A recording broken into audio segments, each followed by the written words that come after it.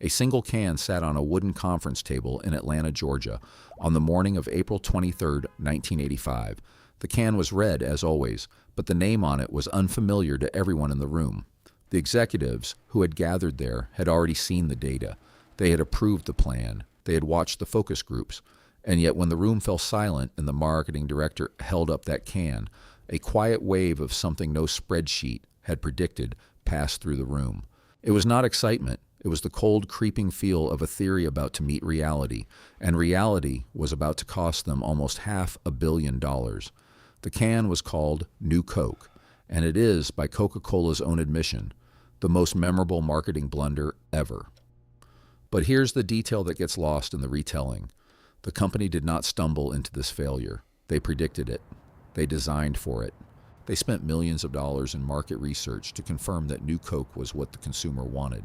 And when the backlash hit, it was not because the taste was bad. It was because taste was never the product they were selling, and the numbers could not measure what they had actually traded away. Coca-Cola had owned the original formula for 99 years by the time New Coke was rolled out. 99 years of unchanging chemistry. 99 years of a recipe so guarded that it sat inside a vault in Atlanta, accessible only by a handful of people. The formula had survived the Great Depression, World Wars, the rise of television, and the collapse of entire empires. But it could not survive the arrogance of a market research department that believed it had finally cracked the code of human desire. The board had looked at declining market share against Pepsi and concluded that the problem was taste. They were wrong. But the data told them they were right. If you have ever watched a spreadsheet give you a perfect answer that your gut instantly rejects, you already know what happened next. The blind taste tests were conclusive. In anonymous trials, consumers preferred the sweeter, Pepsi-like formula by a margin of 55 to 45%. The data was clean. The preference was real. And the executives, reading the numbers in a sterile boardroom, assumed that the numbers would translate directly to the real world. What they forgot was that the real world does not do blind taste tests. The real world remembers. The real world has a memory for the taste of a summer afternoon in 1978, of a specific bottle opened at a specific picnic, of a brand that was not just a flavor but a thread stitched through the fabric of a life. The product launch itself was a masterpiece of operational execution. Coca-Cola spent over $400 million in combined research, production, and marketing to prepare the rollout. They halted production of the original formula, retooled bottling plants across the country, and shipped millions of cases of the new recipe to stores and vending machines. The logistics alone were a demonstration of what an industrial giant could do when it committed to a path. But the very speed that made them unstoppable in distribution became their undoing in perception. They had no off-ramp, no contingency, no way to reverse course without admitting that the boardroom had been wrong. And for a company that prided itself on precision, admitting wrong was a cost they had not budgeted for. Within hours of the announcement, the phone lines at Coca-Cola's headquarters in Atlanta began to jam. Not with praise, not with curiosity, but with something the focus groups had never captured. Grief. Consumers called in crying. They asked if the company understood what they had done. They spoke of the original formula not as a product, but as a friend. One operator later recalled a caller who said, "You took my childhood and poured it down the drain." The executives had accounted for resistance. They had not accounted for mourning, and in that gap between what they expected and what they witnessed, an entire brand nearly collapsed. Within 79 days, the company was forced to reverse course. The original formula returned to shelves under a new name, Coca-Cola Classic. The reversal itself was a logistical nightmare, costing hundreds of millions more to scrap the new production and restart the old. But the deeper cost was invisible. It was the revelation that Coca-Cola had misunderstood its own relationship with the customer. They had believed the customer was a buyer. The customer turned out to be a custodian. And no focus group conducted in a sterile room with a clipboard could ever capture the feeling of ownership a person has over a symbol they grew up with. That gap between what the focus groups predicted and what actually happened. That's the kind of inversion that separates the people who understand markets from the ones who just trade them. The suits trusted the data, but the custodian relationship was invisible to them. If you want to keep uncovering these hidden failure patterns that the algorithms miss, subscribe to the channel. There's a lot more where this came from. and drop the word custodian in the comments if you have ever sensed that the numbers were missing something the crowd already knew. If what you are hearing is starting to shift something about how you see brand loyalty or market research, stay with me. This is where that continues. Because New Coke was not the only time Coca-Cola repeated this pattern. It was just the most visible one. The neuroscience research that would later explain the New Coke disaster was still decades away when the cans hit the shelves in 1985. But in 2004, a team led by Samuel McClure at Stanford University published a study in the journal Neuron that changed how the marketing world understood the brain. Using functional magnetic resonance imaging on 67 participants, the researchers discovered something remarkable. When people drank a cola without knowing the brand, the brain's reward system activated in response to taste alone. But when people were shown the Coca-Cola logo before drinking, a different set of brain regions lit up, areas associated with memory, emotion, and cultural association. The brand knowledge literally altered the perceived taste of the drink. The preference was not sensory, it was autobiographical. This is the hidden layer that the focus groups could not access. The blind taste tests measured palate. They could not measure nostalgia. They could not measure the fact that for millions of Americans, Coca-Cola was not a soft drink. It was a container for memory, the taste of our first date, the taste of a road trip in a station wagon, the taste of a moment of stillness on a porch swing in the summer of 1975. By changing the taste, Coca-Cola was not degrading a recipe.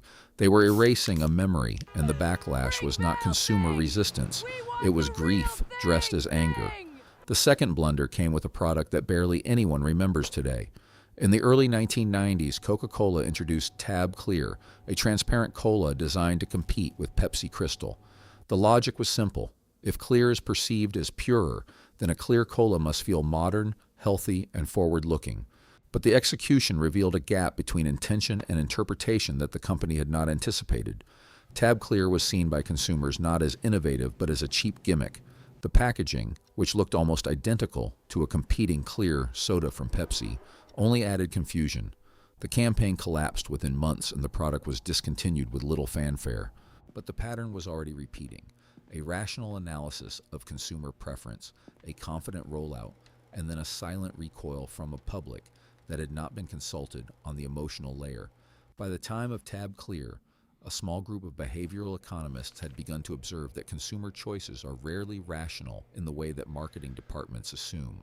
Loss aversion, as Heath and McCarthy documented in the Journal of Consumer Psychology in 2010, makes humans react more powerfully to the threat of losing something than to the promise of gaining something equivalent. A small certainty is worth more to the brain than a large gamble.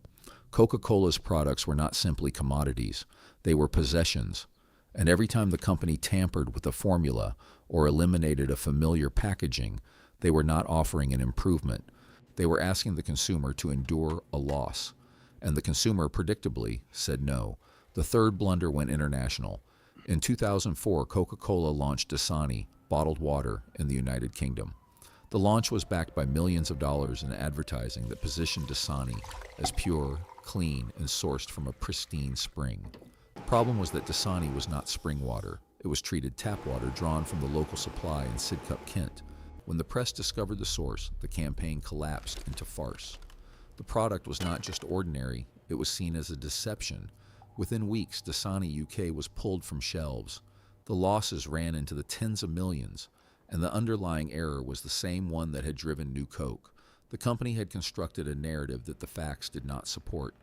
The data said consumers wanted pure water. The data did not say they wanted to be fooled into paying a premium for the same water that came out of their kitchen faucet. Wait, let's pause here.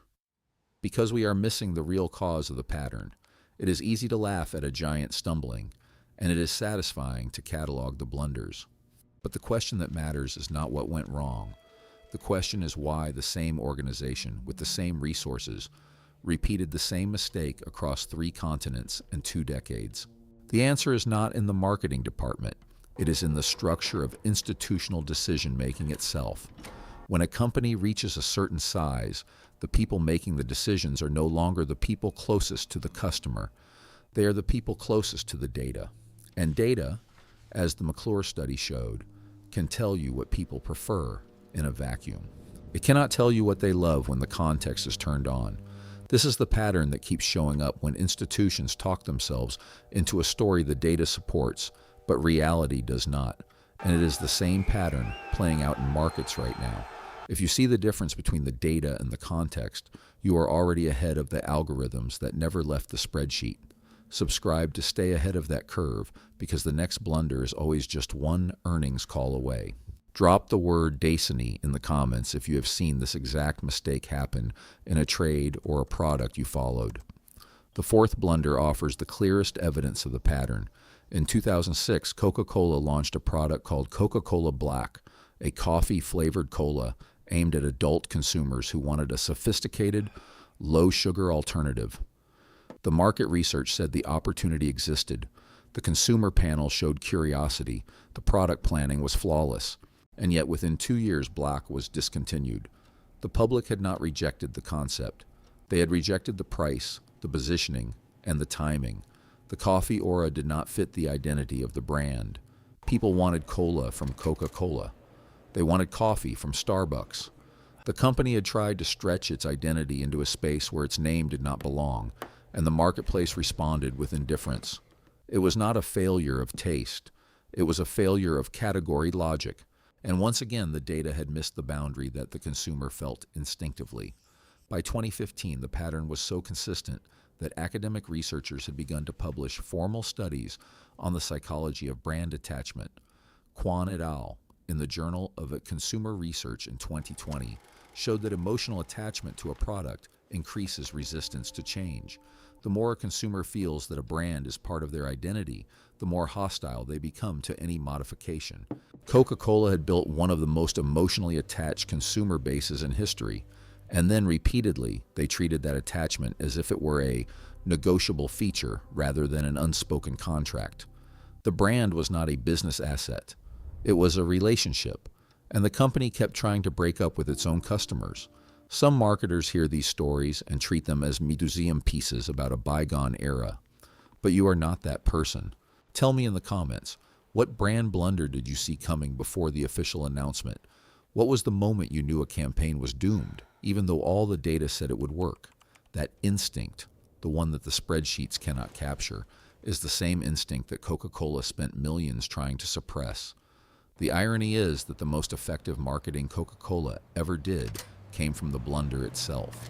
When the company announced the return of Coca-Cola Classic, the news was carried on every major television network. The event was treated not as a corporate correction, but as a national celebration. The public felt victorious. They had saved their soda, and in doing so, they bought more Coca-Cola in the months following the reversal than they had in the previous year. The blunder had, in a strange and unintended way, rekindled the relationship. The consumer had been reminded that they had power, and the company had been reminded that the product was not the recipe. The product was the story. But Coca-Cola did not learn the lesson permanently. The urge to optimize, to smooth, to replace instinct with analysis never left the building. In 2015, the company tried to kill the contour bottle, the most recognizable packaging shape on Earth, in favor of a uniform plastic design. The backlash was immediate. Social media erupted. Consumers posted photographs of themselves holding the classic bottle, captioned with declarations of loyalty. Within weeks, the company backed down, quietly restoring the iconic shape to production. The pattern had repeated. The data had said uniformity would cut costs. The data had not told anyone that the bottle was not just a bottle. It was a shape wired into the visual cortex of the global consumer. Take a moment now. Think about your own work, your own instincts. You have likely been in a meeting where a team argued for the safe, data-backed option, and you felt the wrongness of it. You knew the choice would save money but cost meaning. You knew it would be defensible in a quarterly report but hollow in the long arc of a relationship. Coca-Cola's story is your story, scaled to $500 million. The institution that makes the decision is larger, but the mental error is identical. The belief that something measurable is always more important than something felt. The fifth blunder brings the pattern into the modern era. In 2017, Coca-Cola launched a global advertising campaign called Taste the Feeling. It was a unified message designed to replace dozens of regional slogans with a single, clean statement. The research showed that consumers associated the brand with refreshment, happiness, and shared moments. The slogan aligned with those associations. The campaign was rolled out across 200 countries at enormous expense, and it produced no measurable lift in sales. The problem was not that the research was wrong. The problem was that the research was too general. Refreshment and happiness described every beverage brand. The slogan had no friction. It did not divide opinion. It did not start arguments. It sat in the air like a neutral note, noticed by no one. And the data had not warned the company that safe messaging, when pushed to a global scale, becomes invisible. The deeper cause of Coca-Cola's recurring blunder is not a failure of intelligence. It is a failure of proximity. The executives who approved these campaigns were not present when a consumer opened a bottle on a hot day and felt a specific, irreproducible satisfaction. They saw charts. They saw demographic segments. They saw regression models that promised a predictable outcome. But the outcome never arrived because the models could not simulate the one variable that dominates every real purchase decision: context. A person in a blind taste test is not a person spending their own money in a store at 5:30 in the afternoon after a long day.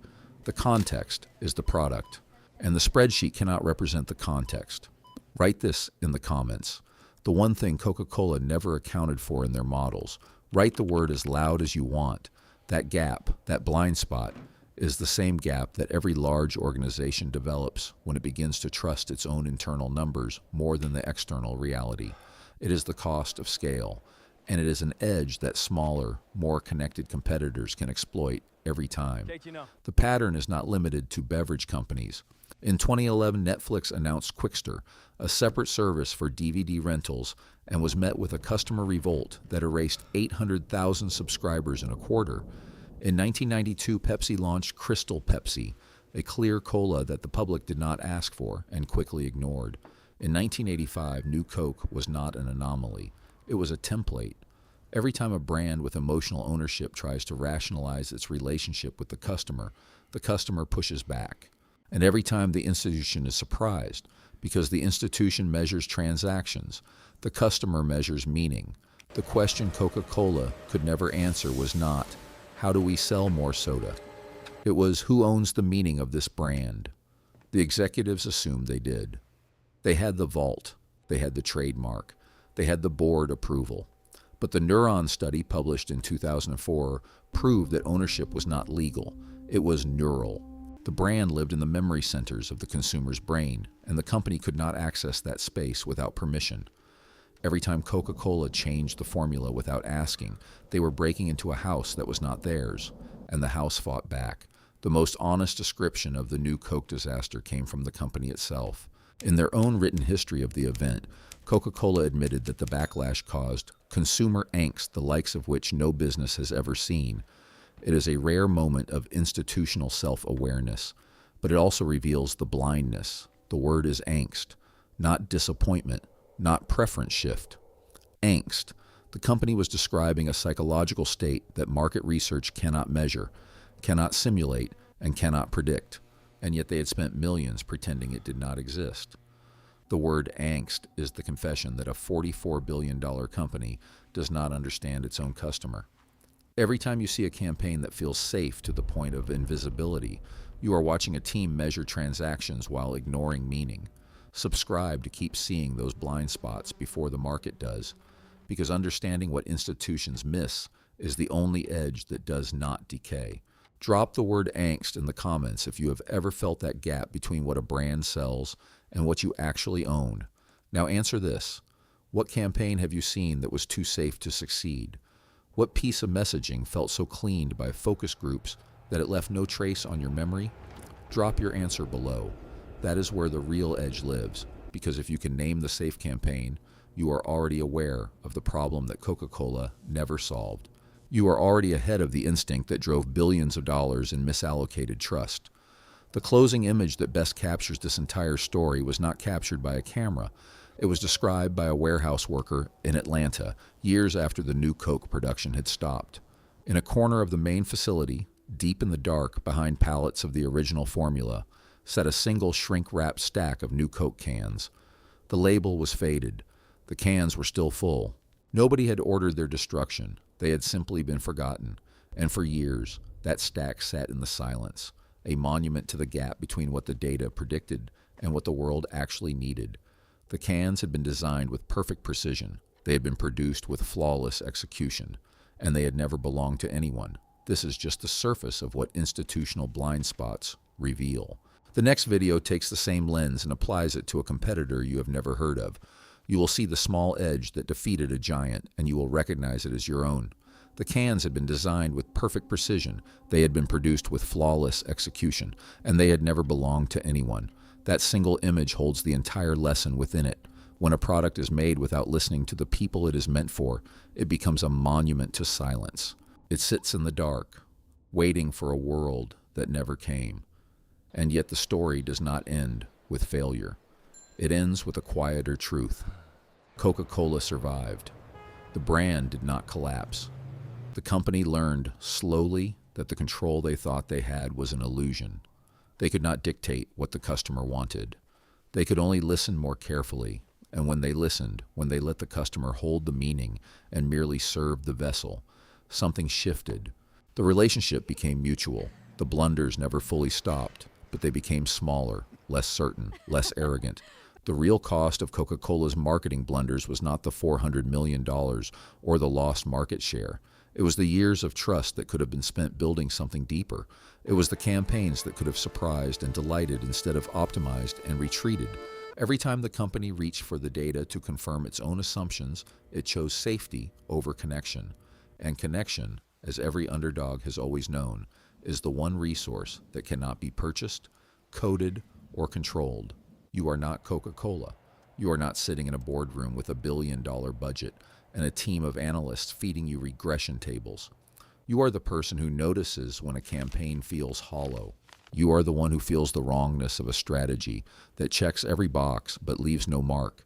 And that feeling, that quiet suspicion that the data is missing something essential, is not a weakness. It is the very signal that the giants paid millions to suppress. Trust it. It will cost you nothing. It will teach you everything. Trust it. It will cost you nothing. It will teach you everything, and that is the lesson that no focus group, no regression model, no quarterly earnings report can ever capture. The giants built their empires on data, but they lost their connection on the same foundation. The underdog wins not by having better data, but by remembering what the data cannot represent. The taste of a summer that no longer exists, the shape of a bottle that feels like home, the quiet loyalty that no spreadsheet ever measured. The cans in the warehouse are still there, somewhere, buried under newer inventory, forgotten by a company that moved on. But the memory of why they failed is not forgotten. It waits.